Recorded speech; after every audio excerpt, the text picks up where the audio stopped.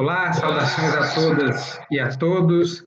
Bem-vindos a mais um programa Grandes Pensadores do Direito. Hoje nós temos a imensa alegria, a honra e a grande satisfação de receber aqui o professor Humberto Bergman Ávila, professor titular de Direito Tributário da Universidade de São Paulo, professor com formação na Alemanha, grande conhecedor do direito alemão também, enfim, uma grande referência no direito tributário, que, ao que tudo indica, será o grande tema, né, das próximas semanas, talvez meses, do nosso cenário político, né? Nós fazemos esse bate-papo aqui exatamente na semana em que foi apresentado aí ao Congresso Nacional, que estão chamando de primeira fase de uma reforma tributária.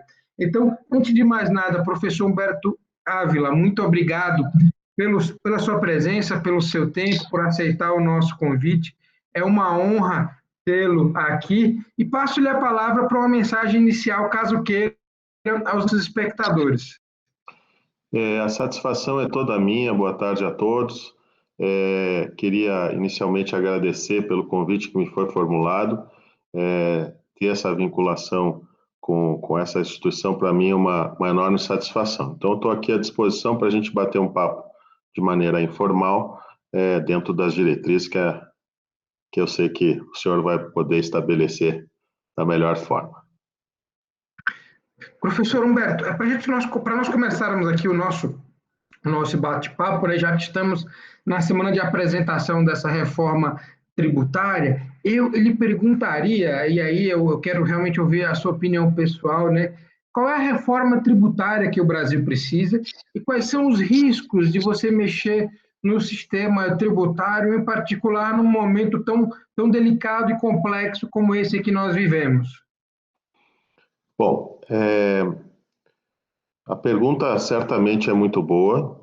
Eu gostaria de responder da seguinte forma. Em primeiro lugar, hoje é dia 22, ontem, portanto, o governo federal apresentou aquilo que foi denominado de proposta de reforma tributária. Na minha opinião, eu ainda estou analisando o texto, é um texto que tem 61 páginas, com muitos artigos, um diploma bastante complexo, portanto, é preciso pensar com bastante calma sobre ele. Mas uma análise preliminar mostra que o que o governo federal fez ontem não poderia ser, na minha avaliação, qualificado como uma proposta de reforma tributária.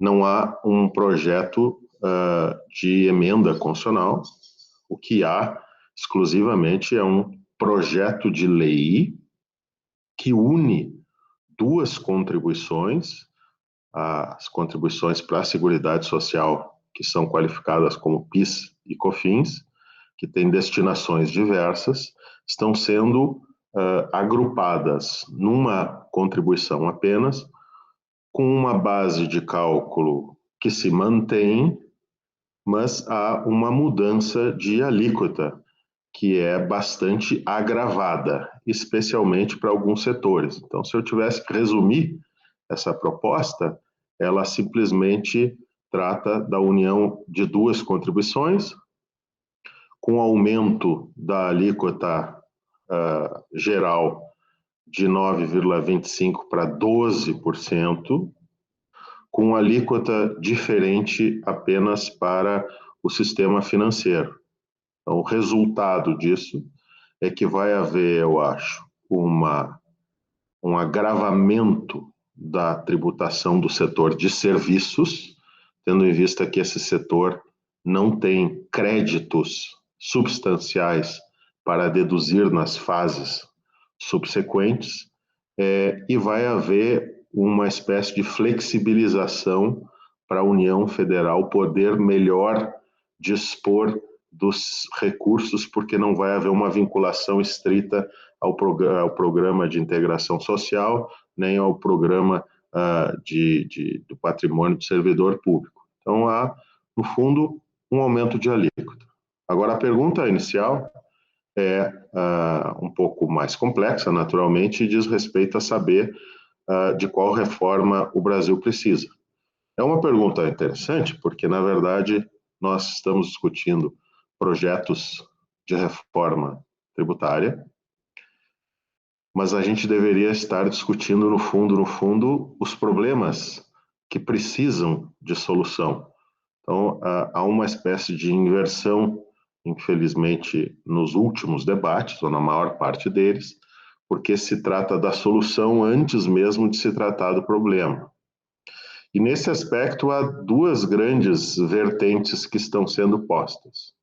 Existem aqueles que entendem que passados 32 anos da promulgação da Constituição Federal de 1988, nós teríamos acumulado experiência suficiente para detectar quais seriam os problemas pontuais que poderiam ser objeto de reforma e poderíamos, assim, solucionar esses problemas mediante mudanças específicas na nossa Constituição Federal, tendo em vista tudo que se produziu desde de 1988 e também tudo que foi objeto de julgamento pelo Poder Judiciário. Existem outros, todavia, que entendem que nós precisamos fazer uma reformulação completa do sistema com mudança dos tributos. E aí, nessa versão, há uma série de divergências, porque alguns entendem que nós tínhamos que fazer uma reforma mais adaptada ao nosso sistema normativo, e outros entendem que nós teríamos de copiar a experiência estrangeira, notadamente europeia, no que se refere à tributação. Então, na verdade, o tema é bastante complexo. Há duas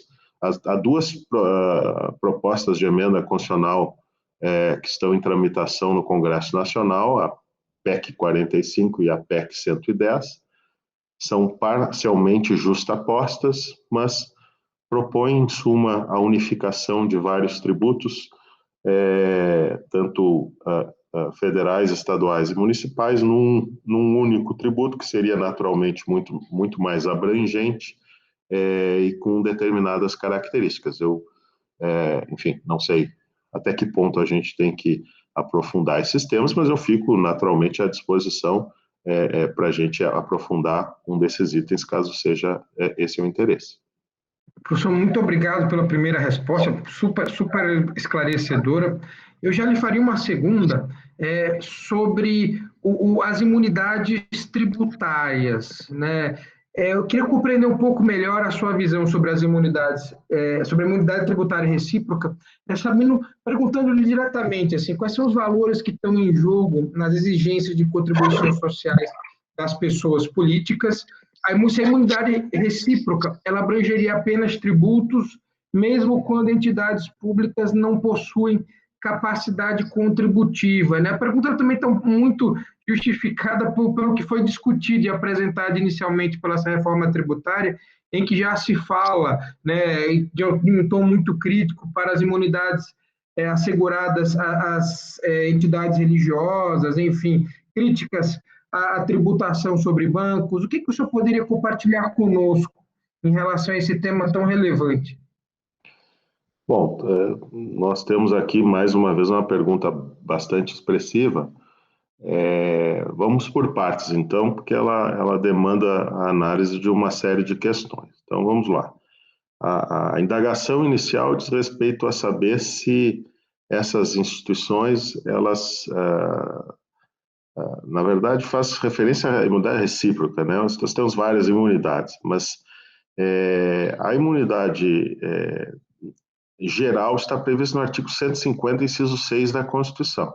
E aí nós temos as imunidades ditas subjetivas, né, dos entes federados entre si, a chamada imunidade recíproca, e depois nós temos as imunidades das instituições de educação, assistência social e partidos políticos.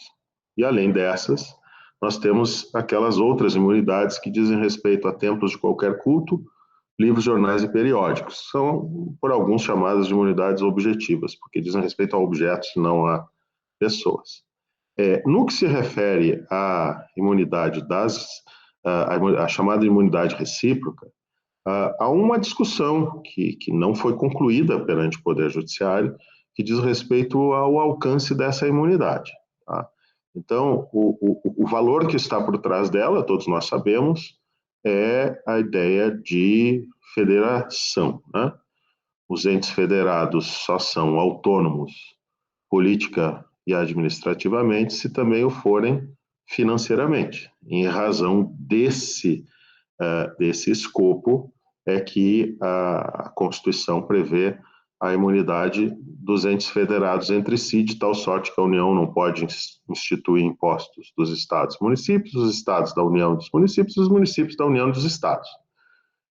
Essa imunidade ela alcança os entes federados diretamente, mas o próprio texto constitucional e também a jurisprudência que se consolidou nesses últimos 30 anos são no sentido de que abrange não só o ente federado em si, como as instrumentalidades de que se vale o ente federado para o exercício das suas funções.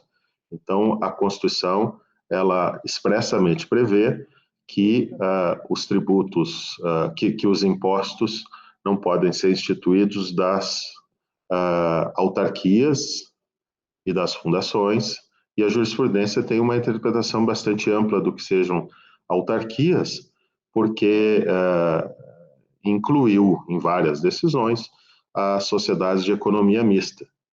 E há uma cláusula no sentido de que o que não pode haver é exercício de atividade econômica. Ainda que se possa cobrar valores, esses valores não podem ser estabelecidos, digamos, livremente com base em princípios de atividade econômica. Então, a Constituição, a meu ver, ela faz uma separação entre exercício de atividade econômica de um lado e prestação de serviço público de outro lado. Então, a ideia, colocando em termos bastante singelos, é a seguinte: se o Estado, no plano mais amplo, né, não pode ser tributado com relação ao imposto sobre renda, patrimônio ou serviços, também não pode a sua instrumentalidade, isto é, seja ela qual for a instrumentalidade utilizada pelo próprio ente federado na consecução das suas finalidades. Então, nesse aspecto, a jurisprudência do Supremo ela tem andado, a meu ver, muito bem, porque faz uma interpretação bastante finalística com relação ao que significa tanto a autarquia e suas fundações, quanto o que significa impostos sobre patrimônio, renda ou serviços e aqueles requisitos que estão estabelecidos nos parágrafos 2º e 3º do artigo 150 da nossa Constituição. Agora, nós estamos tratando da imunidade prevista no artigo 150, inciso 6, tá? Que diz respeito a impostos. Existe também aquele parágrafo no artigo 195, de acordo com o qual, numa redação atécnica, as entidades beneficentes de assistência social são isentas, na verdade, o Constituinte tecnicamente quis exprimir, são imunes das contribuições para a Seguridade Social.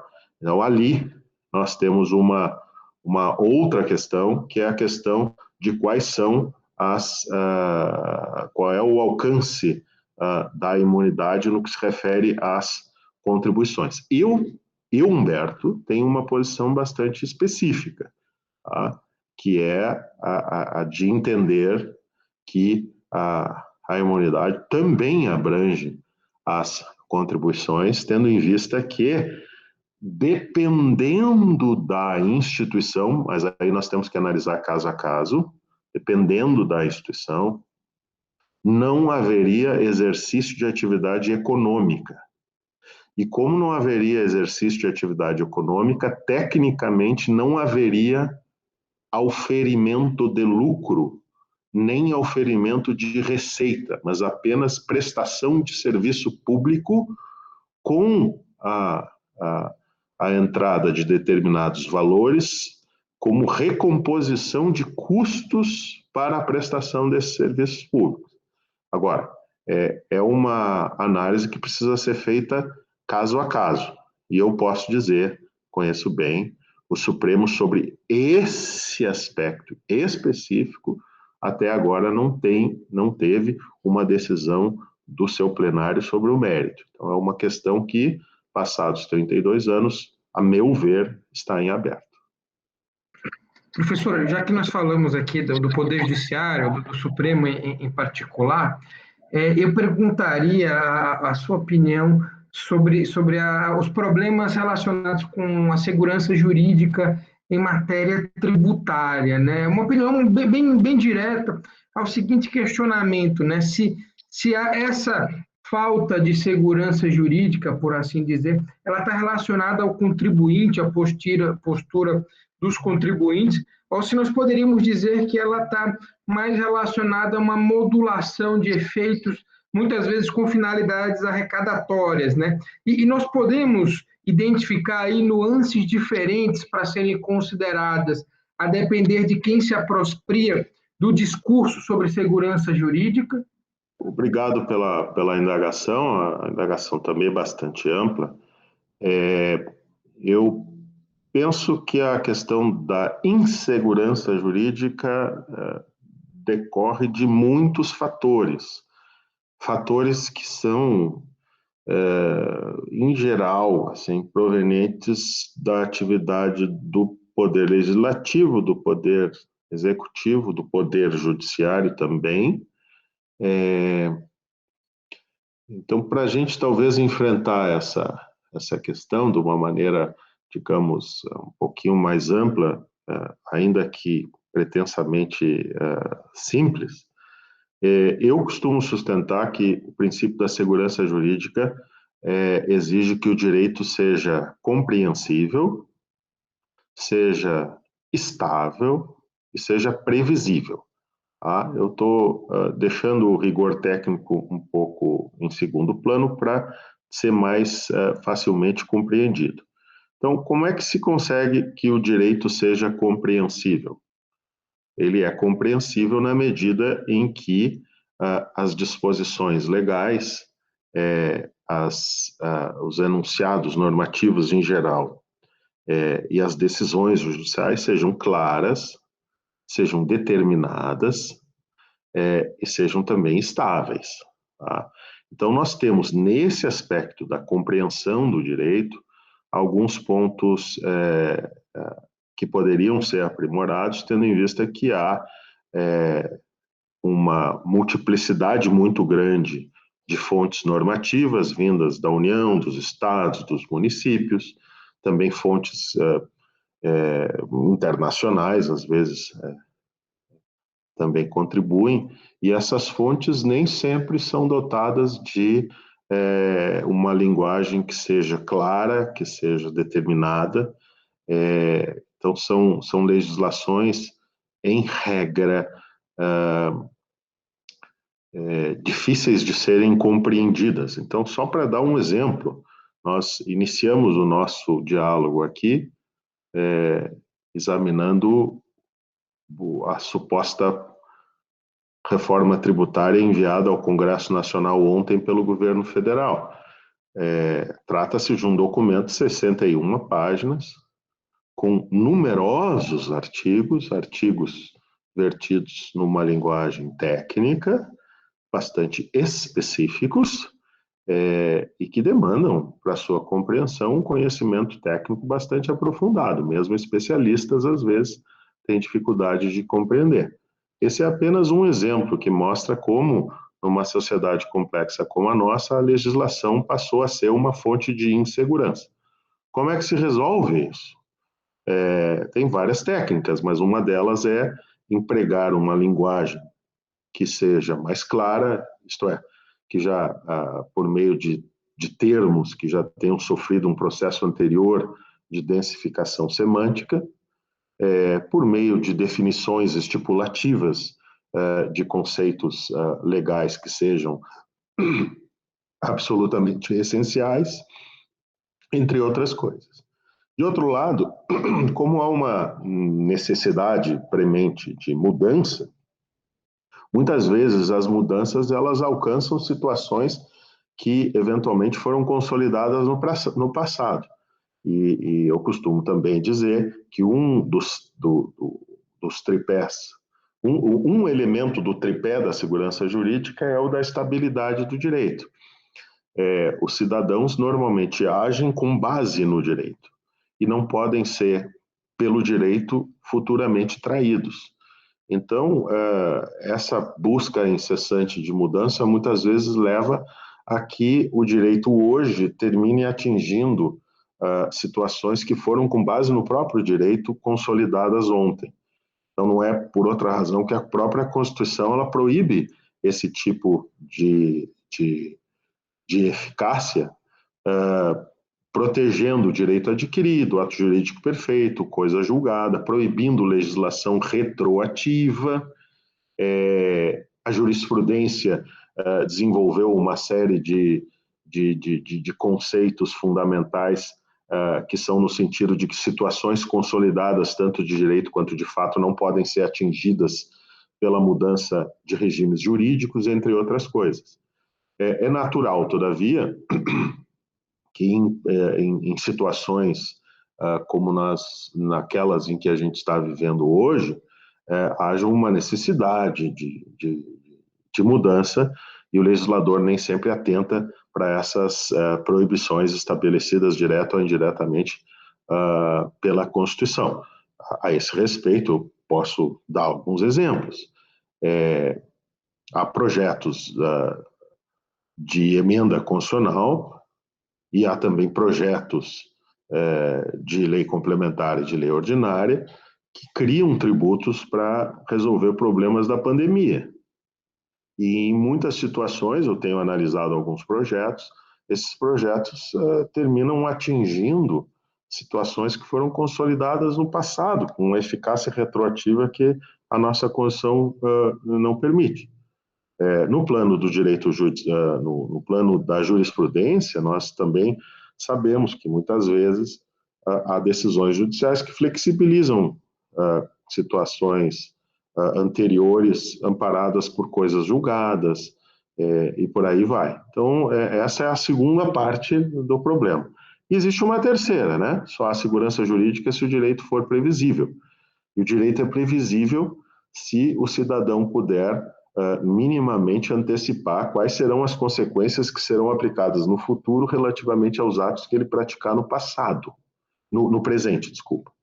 E isso só vai acontecer não se o direito for imutável, não se trata disso, mas se a mudança for uma mudança suave e respeitosa de um certo tempo para que o cidadão possa se readequar a novos regimes jurídicos. Então, há, a meu juízo, um dever implícito decorrente do princípio da segurança jurídica, no sentido de que, toda vez que se for modificar um regime jurídico, tornando-o mais gravoso,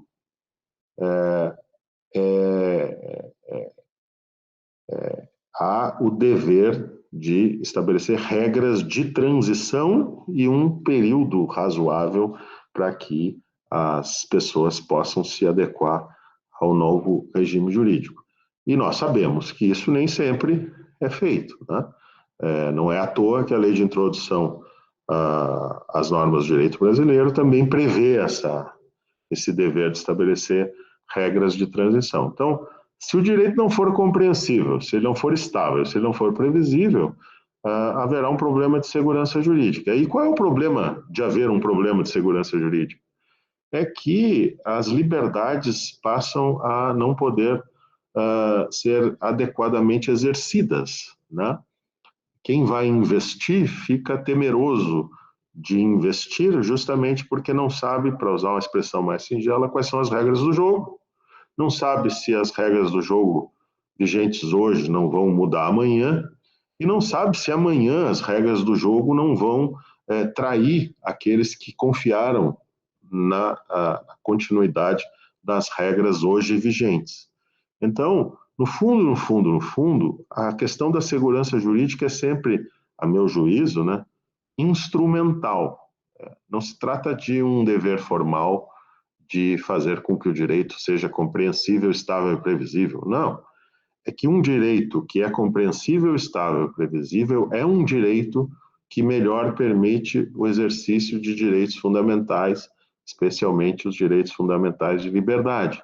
Porque se não há como o cidadão saber quais são as regras que regem as suas relações, se o cidadão não tem como saber se aquilo que valia ontem vai ser mantido hoje, e se aquilo que vale hoje não vai mudar de um dia para o outro sem que ele possa se adaptar ao novo regime, não tem como a liberdade ser exercida plenamente.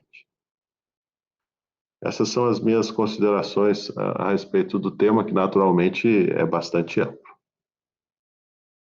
Professor, se nós falarmos agora um pouco sobre taxas, né? Há uma crítica corrente à utilização desproporcional das taxas, né, por sucessivos governos e também a possíveis desvios de finalidade. Eu perguntaria, professor, qual é a sua opinião em relação a esse tema? Se você vê muita utilização desproporcional, muito desvio de finalidade na utilização das taxas e o que seria preciso fazer, talvez, para resgatar o que fosse a ideia do legislador constituinte em relação a esse tema. Enfim, obrigado pela indagação. Com relação às taxas, existem vários pontos que são pontos importantes. No direito tributário se faz uma distinção entre as espécies tributárias, né? Os impostos dizem respeito àquilo que o particular faz, independentemente de algo que o Estado faça relativamente a ele, e as taxas, ao contrário, dizem respeito àquilo que o Estado faz, tendo sido eventualmente provocado pelo particular. Então, se no caso dos impostos o princípio fundamental, o princípio da capacidade contributiva, no caso das taxas, o dever fundamental é o dever de equivalência, né? O particular só pode ser obrigado a pagar se e na medida em que o Estado atuar em seu favor. Naturalmente que existem várias espécies de taxas, tem as taxas, as chamadas taxas de serviço, isto é, as taxas cobradas pelo exercício efetivo do poder de polícia, ou da prestação de serviço público específico e divisível, tá? E as taxas... desculpa, eu terminei me confundindo. Tem as taxas pelo exercício do poder de polícia e as taxas pela prestação de serviço público específico e divisível. Então, aqui nós deveríamos analisar, digamos, cada uma dessas taxas, mas a ideia fundamental é a equivalência, tá? O que eu tenho visto desde a Constituição de 1988 é um conjunto de problemas que eu poderia resumir da seguinte forma. Em primeiro lugar, muitas situações, aliás, situações que vão ser objeto de decisão do Supremo Tribunal Federal, em que os entes federados, especialmente os estados, e isto, naturalmente, na minha opinião, dizem estar cobrando taxas quando, na verdade, estão cobrando impostos com o nome de taxas, né? Então, se as taxas são aqueles tributos cobrados em razão do poder de polícia ou em razão da prestação de serviço público específico e divisível, e a Constituição é que emprega esse termo em razão, é preciso que aquilo sobre o que incide o tributo esteja relacionado à atividade estatal, não à atividade do particular. Então, quando a base de cálculo utilizada pelo legislador, seja ele qual for, envolve uma grandeza relacionada ao particular e não ao Estado, muitas vezes nós estamos diante, no fundo, de um imposto fantasiado de taxa, tá? Então, há vários casos de taxas de mineração, de taxas de varrição e limpeza de vias públicas, as mais variadas taxas, tá? Que são cobradas, mas que, quando vistas com uma lupa, mais se revelam impostos do que qualquer outra coisa. E existe a questão do valor, né? Então, a pergunta, na verdade, quando se trata de taxa, nós temos que saber, primeiro, é uma taxa mesmo ou não? Para saber isso, nós temos que investigar qual é o fato gerador, e se não houver uma clareza com relação a isso, a gente vai para a base de cálculo, porque a base de cálculo vai indicar exatamente qual é o fato gerador que está enrustido ali, de maneira dissimulada e não abertamente apresentado. E aí, verificando tratar-se de uma verdadeira taxa, bom, aí é preciso examinar qual é o montante que está sendo cobrado, se ele representa adequadamente aquilo que o Estado está fazendo, tá? Porque taxa não serve de instrumento para despesas gerais, de um lado, não serve para arrecadação. Taxa é aquilo que o Estado cobra porque se dirige especificamente a determinados particulares que obtêm determinado benefício, por isso devem financiar mais diretamente esse benefício.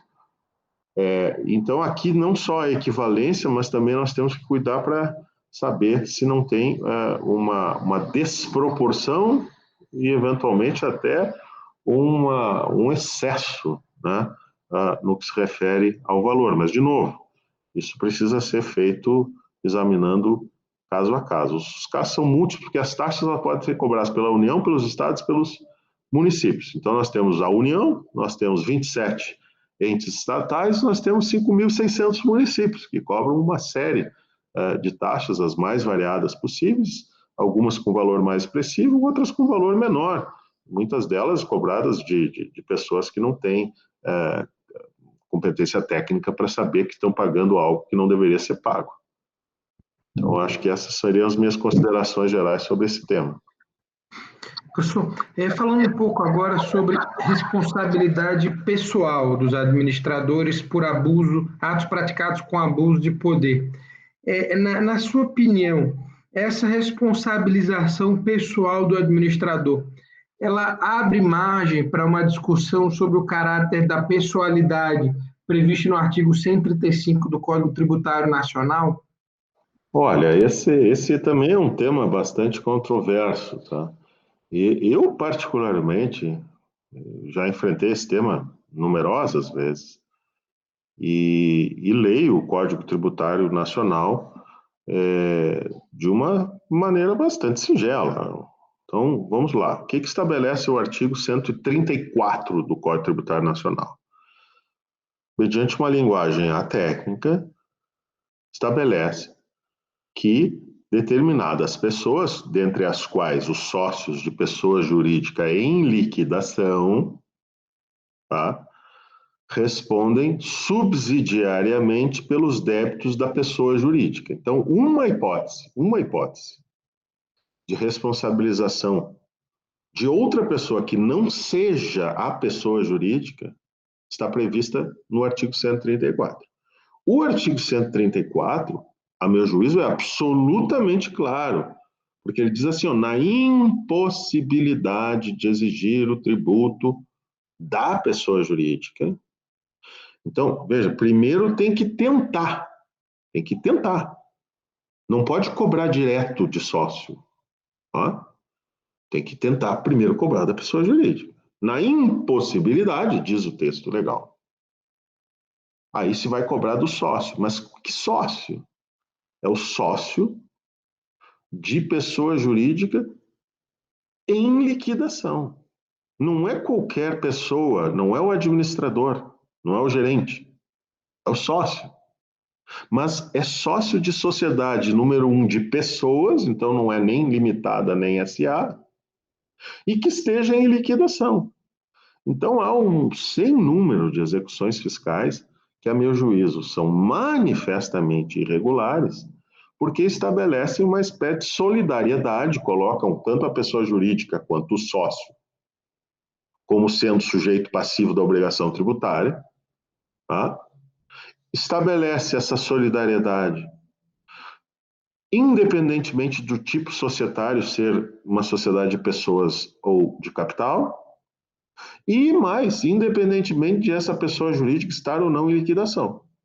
Então, aqui, infelizmente, há muitos casos em que se quer realmente cobrar de qualquer maneira, mas o Código Tributário Nacional, que regula essa matéria, porque é a norma geral exigida pela Constituição, estabelece determinados requisitos. Tá? Então, com base no artigo 134, só pode haver responsabilidade quando for uma sociedade de pessoas, então excluída a SA ilimitada, quando estiver em liquidação e quando for impossível exigir da pessoa jurídica. Aí se vai para o sócio, que não é o administrador, pode até ser, mas não por causa disso, mas por ser sócio. E aí existe uma outra possibilidade, e relativamente a essa transferência que pessoa jurídica particular, só essa segunda, 134 ou 135. Tá? E o que estabelece o 135, como bem mencionado na indagação? Estabelece que respondem pessoalmente pelos débitos da pessoa jurídica. Aí tem vários incisos, mas tem um lá que é, enfim, em geral, aquele que envolve os administradores. Mas não é qualquer situação. São os administradores que violarem a lei ou o contrato social. Então, aqui, a linguagem do Código Tributário Nacional, ela, para mim, também é muito clara. Respondem pessoalmente. Então, o débito deixa de ser da pessoa jurídica e passa a ser do administrador. E quando é que passa a ser do administrador? Quando ele age sem poderes e o ato não aproveita a pessoa jurídica. Ou ele age contrariamente à lei e a jurisprudência do Superior Tribunal de Justiça se consolidou no sentido de que a violação à lei, naturalmente, não é a lei tributária, porque senão sempre haveria essa responsabilidade, tá? Mas é a lei civil ou comercial. Então, há casos que eu penso em que as pessoas jurídicas são lesadas por determinados administradores, os atos não aproveitam essa pessoa jurídica e quem deveria responder deveria ser o próprio administrador que cometeu os atos ilícitos ou praticou atos que não representavam a pessoa jurídica. Agora, se trata de responsabilidade exclusiva e pessoal, não se pode fazer execução primeiro da pessoa jurídica, se não der certo, tenta redirecionar a ação de execução para a pessoa do administrador. Não. Esse caso é o caso em que a responsabilidade é do administrador, quando não aproveita a pessoa jurídica e há violação à lei ou ao contrato social. Então, há numerosas execuções que, no afã de cobrar de qualquer maneira, violam aquilo que está estabelecido pelo Código Tributário Nacional. Mas a jurisprudência, assim, em geral, tem seguido um bom caminho. Professor, se tivermos tempo para mais uma pergunta, Claro.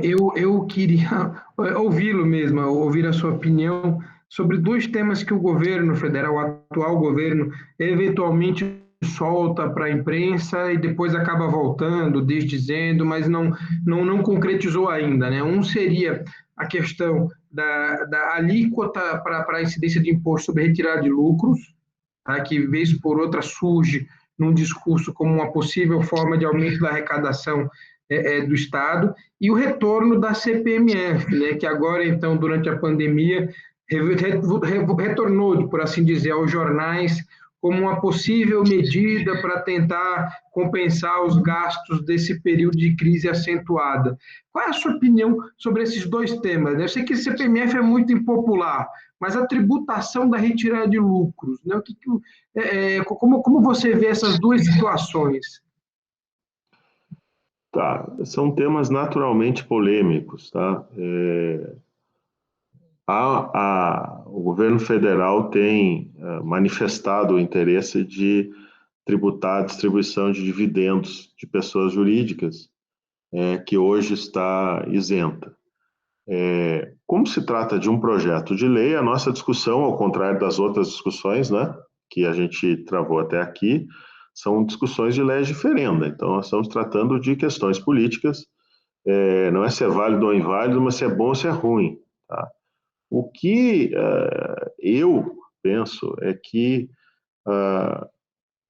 existe talvez uma má compreensão do tema, porque, veja bem, vamos pegar assim, pessoas jurídicas que envolvem a prestação de serviço de advocacia, contabilidade, medicina, odontologia, enfim, essas profissões regulamentadas de profissionais liberais. Em regra, claro que isso depende de cada setor, depende de particularidades no exercício das atividades, emprego ou não de materiais, mas, em regra, a discussão é se o sujeito vai exercer essa atividade individualmente ou criando uma pessoa jurídica. Se ele exercer pessoalmente, como pessoa física, ele vai pagar 27,5%. Se ele exercer mediante uma pessoa jurídica e, em razão disso, permitir a contratação de outros profissionais, em vez de exercer a profissão individualmente, ele vai congregar outras pessoas, vai contratar funcionários, secretárias, colaboradores, os mais variados possíveis, e por isso vai proporcionar emprego, vai fomentar a economia de maneira mais intensa do que se exercesse de maneira individual. E quanto ele vai pagar? Vai pagar, em média, 14%, 15%. Então, esse cálculo, ele é feito, e naturalmente é uma média, depende de setor e especificidade de atividade, como eu antes mencionei, mas é um cálculo que é feito considerando a isenção da distribuição de dividendos. Se houver a tributação, vai haver automaticamente uma mudança no tipo de exercício de atividade, porque a constituição de pessoas jurídicas talvez não compense os gastos que são necessários para isso. Então, no fundo, nós, independentemente do nome, nós estamos aumentando a tributação de prestadores de serviço. Tá? É conveniente isso? Eu, particularmente, vejo que há em todas essas propostas, e também na proposta apresentada ontem, sobre a qual nós começamos a nossa discussão, uma insistência em aumentar a tributação de prestadores de serviço, de colégios, de clínicas, de escritórios, os mais variados possíveis. São pessoas que não exercem atividade industrial, prestam serviços normalmente personalizados e que estão tendo, digamos, um incremento substancial nesses projetos da sua carga tributária. É conveniente para o Brasil esse tipo de política fiscal, de tributar indivíduos que exercem atividades pessoais? Ou seria, ao contrário, mais vantajoso para estimular a economia, tendo em vista que a prestação de serviço é absolutamente essencial para o desenvolvimento do Brasil, estimular mediante a desoneração dessas atividades? Então, essa é uma questão que precisa ser discutida. Então, por que eu estou tratando dessa questão dessa forma? Porque, normalmente, os projetos são apresentados da seguinte forma, como se a isenção fosse um favor, e como favor tivesse desprovido de qualquer tipo de justificativa. Então, por que razão a distribuição de dividendos está isenta? Tem que tributar. Então, é uma política fiscal, você pode tributar, mas você vai desestimular a prestação de serviço individualizado e pessoal por pequenas pessoas jurídicas, que vão se sentir desestimuladas a prestar determinado serviço, e vai haver um efeito natural de as pessoas deixarem de constituir pessoas jurídicas.